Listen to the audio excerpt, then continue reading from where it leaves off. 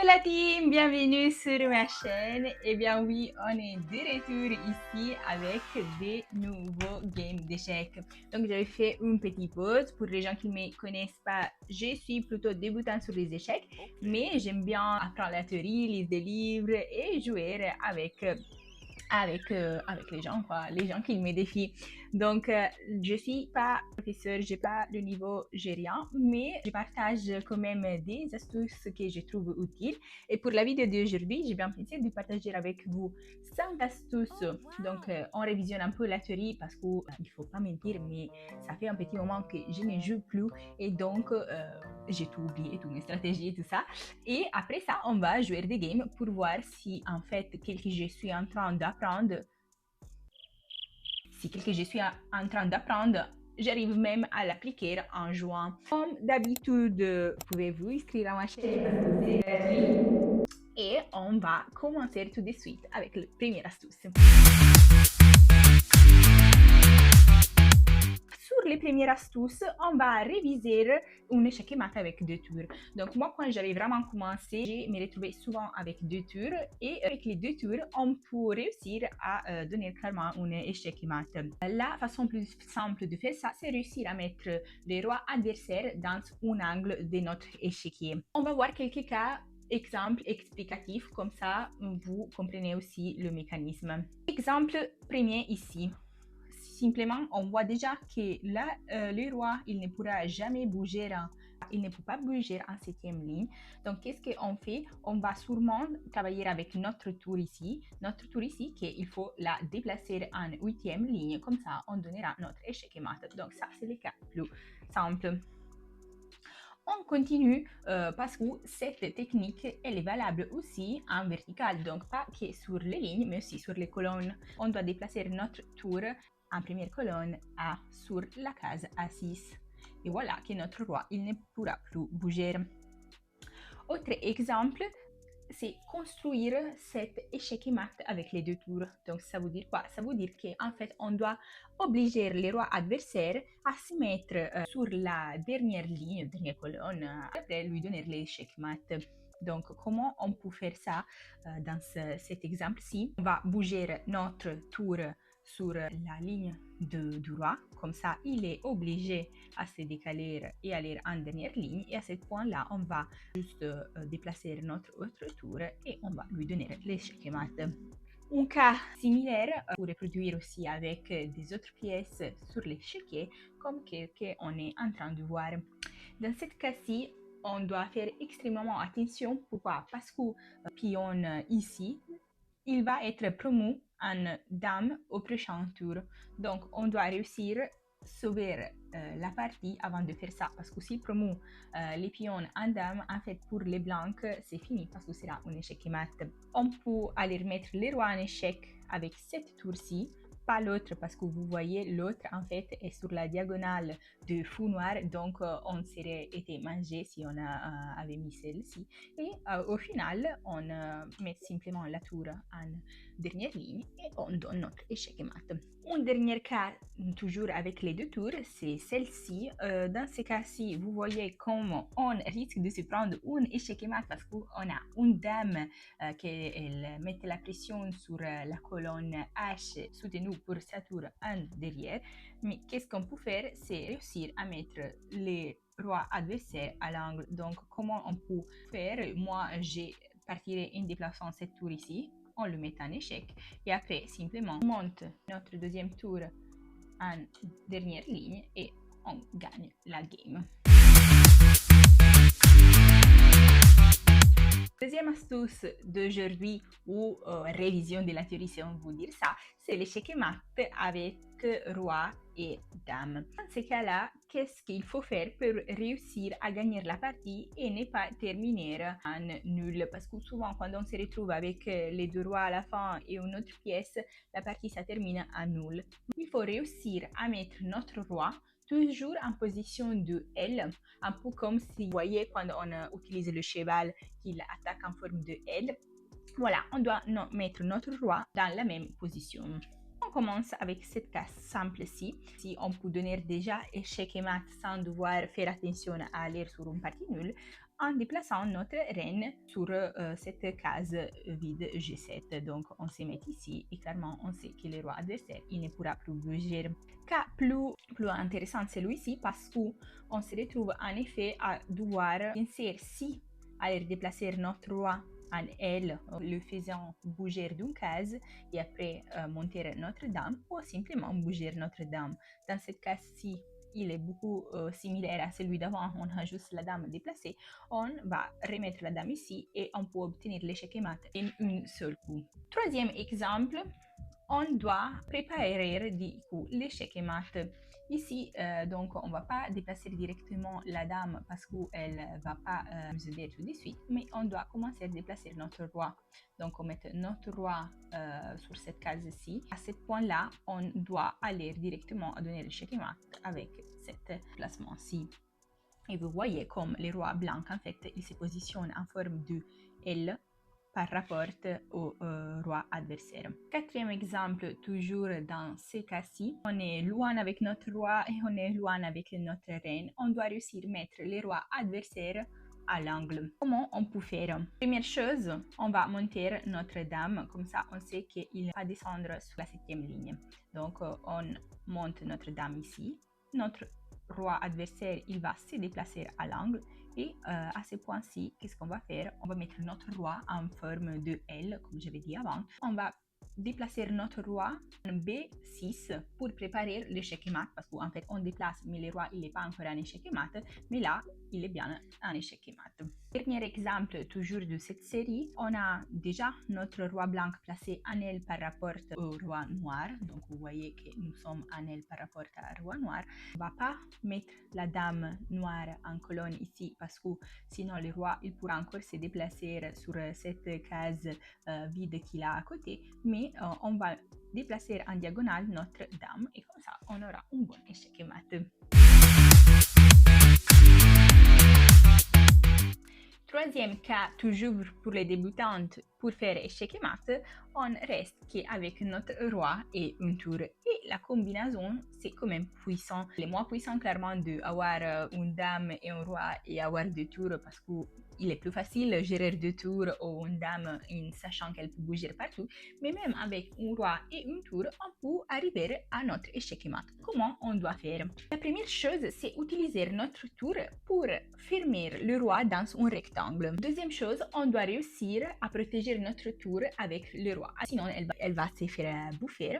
La troisième chose, c'est réussir à rendre cet rectangle toujours plus petit. Comme ça, on ne laisse pas beaucoup de cases où le roi adversaire il peut bouger. Et une fois que le roi adversaire il est sur les bords de notre échiquier, on sera prêt pour donner notre échec mat.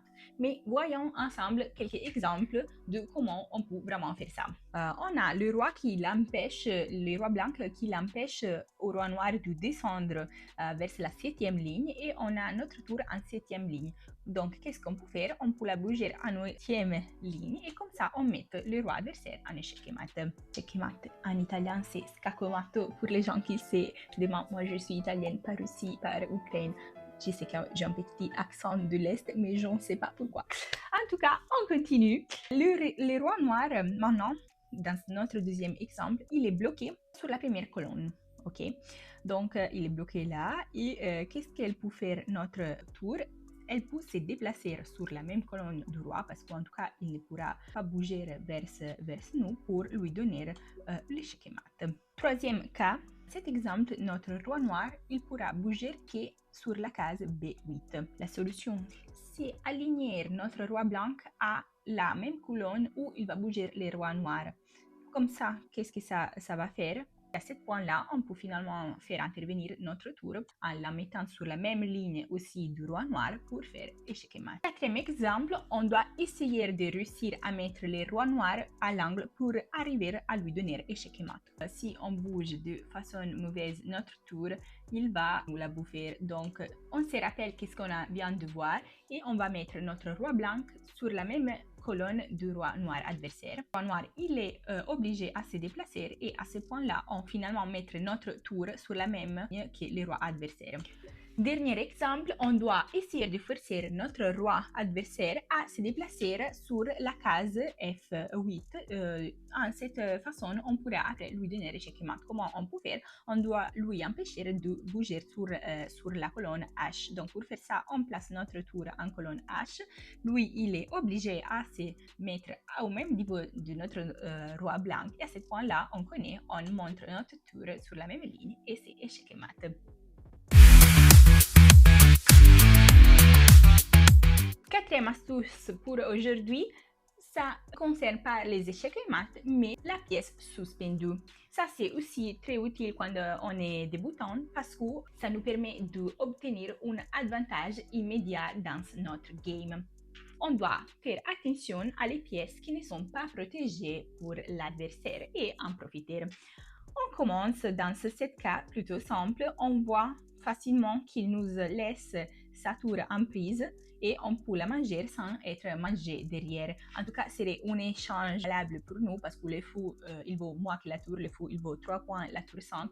Donc, c'est quand même un échange convenient, même si on serait bouffé derrière pour un pion ou on ne sait pas quoi d'autre. Mais dans ce cas-ci, c'est encore plus rentable parce qu'en fait, on ne va même pas être bouffé. Donc, voilà, on capture sa tour. Deuxième exemple, on est une situation plus difficile parce que notre roi est mis en échec pour la dame noire, mais notre adversaire, il n'a pas vu qu'en effet, il nous laisse une diagonale en prise. Donc, on prend la dame avec le fou. Ça, pour être honnête, ça arrive vraiment rarement dans les games.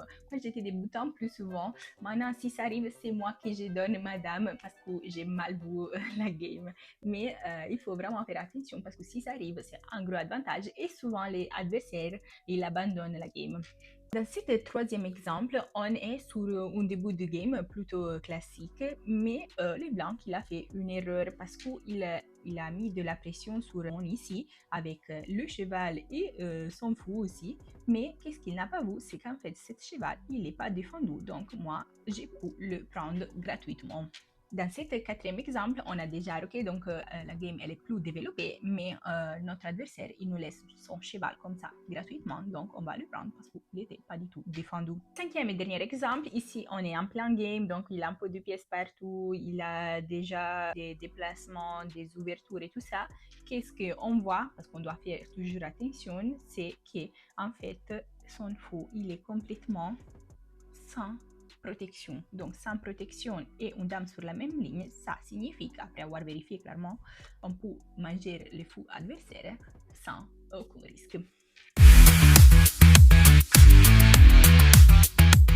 Dernière astuce pour aujourd'hui, c'est la fourchette. La fourchette, c'est quoi? La fourchette, c'est quand un adversaire ne peut pas bouger deux pièces qui sont attaquées pour une de notre pièces. Ou l'inverse, on ne peut pas bouger deux pièces qui sont attaquées pour une pièce de notre adversaire.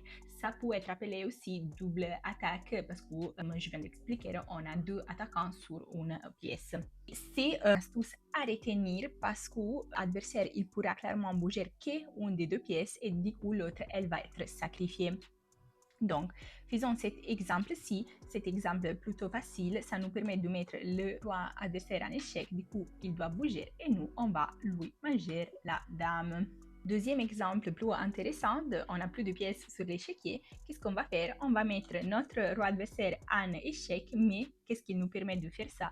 Ça nous permet de manger sa tour qu'elle est restée du coup attaquée sans défenseur. Dans notre troisième exemple, on est en début du game. Comme vous voyez, on vient d'ouvrir, de placer quelques pièces et nous, en tant que noirs, on a déjà perdu un cheval. Mais qu'est-ce qu'on voit? C'est qu'on a sur la même ligne un cheval et un fou. Donc, comment on peut faire? On peut totalement en profiter en déplaçant les pions là. Et ça, c'est le cas plus visible de la fourchette parce que l'adversaire, il a obligé soit à bouger son fou, soit à obliger son cheval. Et nous, du coup, on profite de la pièce. En tout cas, même si il n'aurait pas bougé comme ça son fou, et du coup, il aurait pris notre pion, on aurait mangé derrière les fous et on aurait attaqué son cheval. Donc, ça aurait été quand même convenient. Quatrième exemple, si on a beaucoup de pièces sur notre échiquier, et qu'est-ce qu'on voit? Une belle opportunité parce qu'on a deux chevaux alignés et juste au milieu, un fou. Donc là, on va attaquer les deux chevaux au même temps et on va gagner une pièce. Dernier exemple de cette série, et celle-ci, il est vraiment intéressant. Ici, on est sur une situation plutôt difficile pour les blancs parce qu'aussi la dame adversaire, elle va descendre jusqu'à la première ligne, on se prend un échec et mat. Par contre, on a encore un pion qu'on pourrait promouvoir à dame, mais si on le promeut à dame, en fait, on va rien obtenir parce que lui, il pourra quand même descendre et on aura perdu la game. Quoique ici, dans cette promotion, on promeut notre pion en cheval, on aura mis en échec le roi adversaire et en plus, on pourra manger sa dame. Et du coup, ça c'est le cas vraiment plus intéressant parce que si on est dans une game, sûrement la première chose qu'on va faire c'est promouvoir notre pièce en dame, quoique il faut évaluer chaque cas parce qu'en ce cas-ci, ce n'était pas la chose gagnante. Ok, du coup là on a vu 5 astuces, on a repris un peu de sur le terrain, on a bien fait de la théorie, mais maintenant on va voir la pratique. Est-ce que je réussirai à gagner un game après avoir un peu réfléchi ma mémoire et avoir vu tout ça, ou sera plutôt compliqué? On le va découvrir ensemble tout de suite.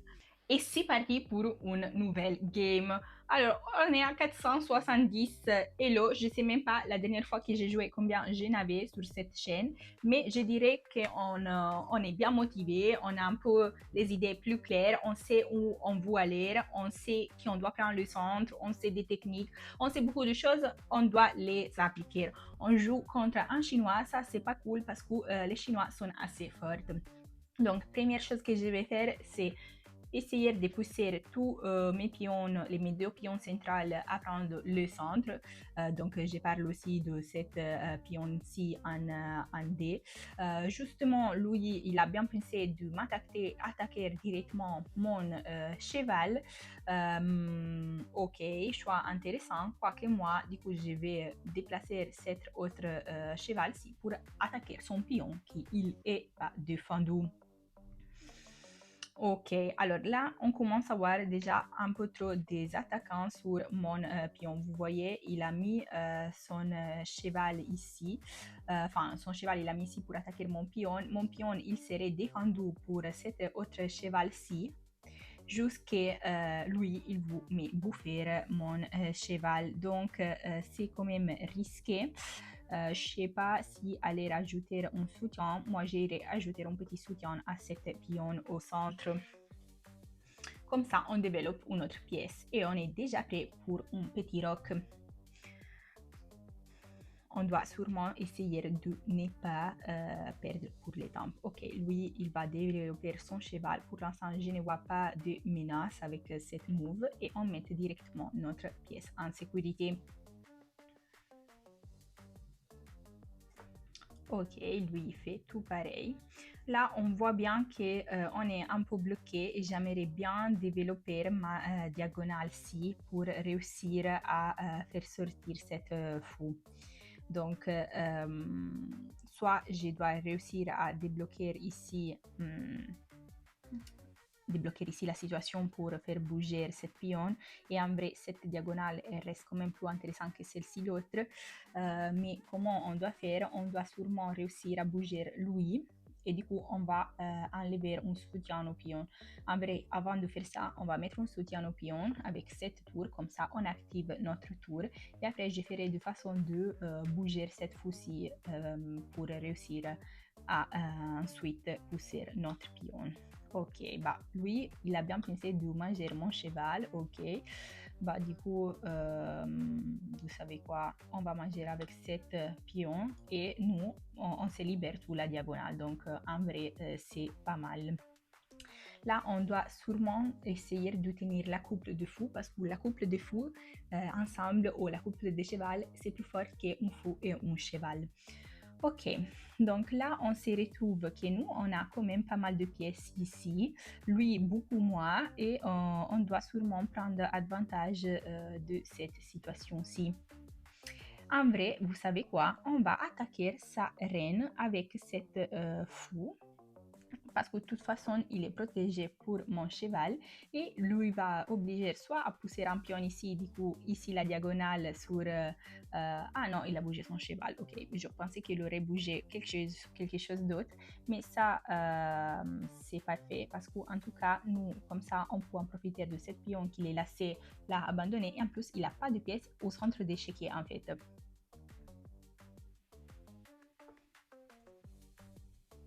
Ok, donc là, qu'est-ce qu'on va faire?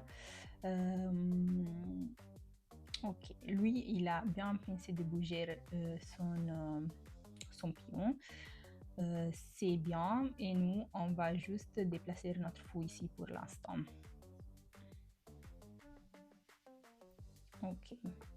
Je pense qu'on n'est pas super mauvais, mais en vrai, j'ai rarement joué des games où l'adversaire il est si fermé entre ses pièces. Donc, c'est plutôt difficile pour moi. Sûrement, je vais vous prendre avantage de cette pionne là au centre. Pour faire ça, je vais attaquer son pion ici et libérer ici au milieu. En tout cas, vous voyez ici, on a Keblo, sa reine. Non, Ambry, la reine, elle peut bouger sur la diagonale, oui, voilà. Elle va bouger sur la diagonale, mais on va du coup prendre son cheval qui est gratuit. Et de là de ça, on aura aussi un tour qui c'est gratuit.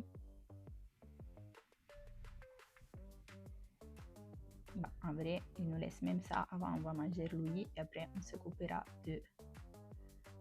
Mais comment il est en train de jouer en fait? Je sais pas qu'est-ce qu'il est en train de faire, mais en tout cas, ok, il vient attaquer madame, mais c'est pas grave, on va sûrement se protéger. Ok, là, il m'a fait, en fait, qu'est-ce qu'il m'a fait? Notre petit ami super sympa, il m'a fait une fourchette qu'il fallait éviter, que c'est ce que je viens d'essayer d'apprendre avec la théorie, parce que qu'est-ce qu'il m'a fait avec son cheval? Il m'attaque mon fou et en même temps, il attaque ma reine. Donc, c'est exactement quel qu'on ne voulait pas. Mais on va s'en sortir de quelque façon. Du coup, moi, je dirais qu'on déplace ma reine ici, parce que lui, il va sûrement me bouffer le fou, et moi, en tout cas, j'irai manger son cheval.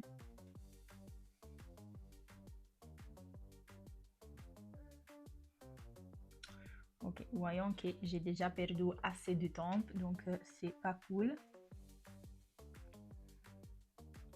Ok, du coup là, moi, première chose que je vais faire, je dois sauver quelqu'un de mes pièces parce que là, qu'est-ce qui s'arrive? C'est que mon fou, il est attaqué là, c'est que mon autre fou, il est attaqué pour cet cheval, donc on doit essayer de sauver le fou et on va du coup manger ce cheval-ci. On aura perdu un fou, mais sera un échange plutôt équilibré. Donc là, on a un avantage qui c'est plutôt pas mal. Juste, il faut faire attention parce que moi, je suis capable de faire des dingueries. Genre là, j'aurais bien mangé son pion avec madame, mais il a sa dame là-bas, donc ce serait pas une bonne opportunité. Mais pourquoi je voulais faire ça? Parce qu'en fait, j'aimerais bien monter madame en deuxième ligne parce qu'elle serait protégée pour mon fou et comme ça, aller en tout cas à faire un échec et mat. Mais là, qu'est-ce qu'on peut faire? Du coup, on va essayer de donner du soutien à mon fou ici au milieu et en plus de ça, ils nous permettent de développer notre tour. Ok, donc là, je sais pas trop qu'est-ce qu'il veut jouer. Ok, là, il veut jouer à soit je sais, soit il me mange. Bah non, aucun sens de me manger le fou aussi parce que moi je vais manger comme ça. Donc en vrai, je sais pas trop qu'est-ce qu'il veut faire. On va mettre madame ici pour l'instant. Voyons qu'est-ce qu'il veut faire. J'aurais pu sûrement faire autre chose, mais je sais pas trop. En fait, je pouvais aussi choisir autre chose. Là, il va essayer de me trouver un échec et mat, je suis sûre, parce que... Ok, voyons qu'est-ce qu'il peut faire. Il peut descendre ici et me mettre en échec. Il peut descendre là-bas. Ok, mais la dame là, la protection, je trouve que c'est quand même une bonne idée. Qu'est-ce qu'on peut faire? C'est en fait de...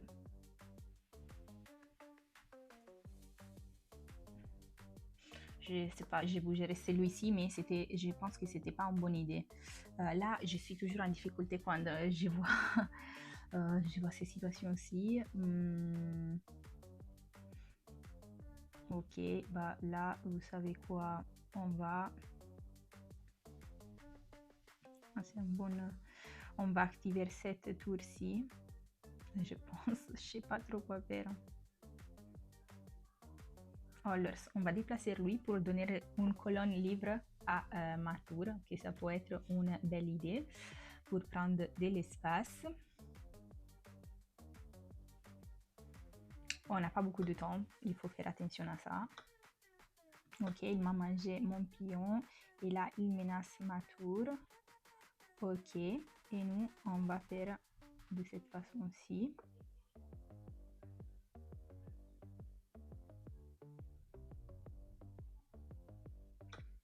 Ok, et là on va faire une belle colonne avec on va faire une belle colonne avec notre tour.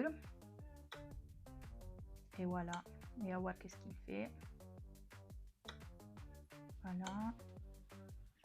Je suis en panique, c'est pour ça que j'ai plus de commentaires à faire parce que je dois m'en sortir rapidement et ça va être pas facile. J'ai une minute.